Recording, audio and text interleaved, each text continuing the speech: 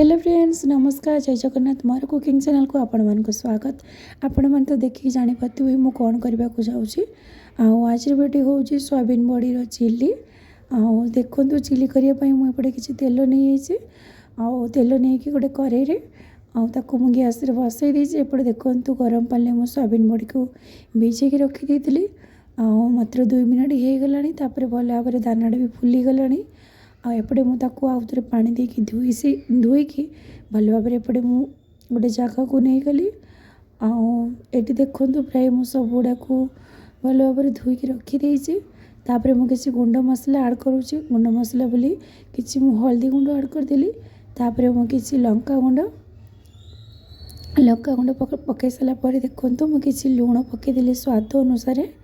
तापर मु किसी कॉर्नफ्लावर पाउडर पकईदेली। पाउडर पकई सारा पर देखु मु अदा और रसुण किसी नहीं मु छेचिकी पकईदेली। तार स्मेलटा बहुत भल आसे। आपण मैंने अंडा भी पकई पारे चाहिए भी स्किप करें कहीं जेहेतु मंगलवार थी मुझे अंडा पकईली। तापर देखो एपटे तेल गरम हो जाए।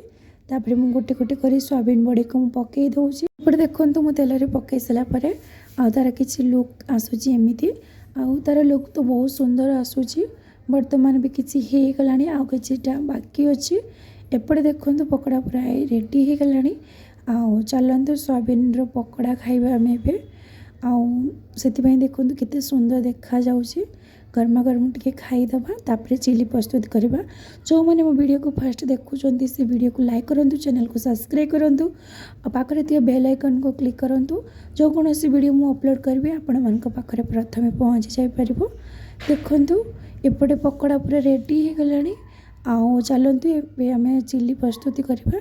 चिली देखु मु किसी पियाज काटी नहीं पियाज को मुझे साइज रे काटी नहीं। एपटे देखु पूरा पकड़ा पूरा छाणिकी रेडी कर देछि। एपटे देखु मु किसी तेल नहीं गरम करके ताऊपर मु पियाज पकईदेली। पियाज पकई सारापर मु किसी कैप्सिकम पकईदेली।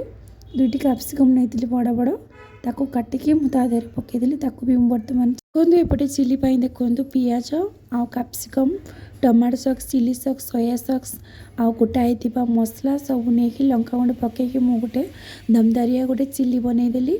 देखो एपटे मो चिली रेडी हो। चलते रोटी सहित चिली को एंजॉय करवा। वीडियो केमती लगे कमेंट करके निहाती कहबे। पुणी देखा नेक्स्ट ब्लॉग।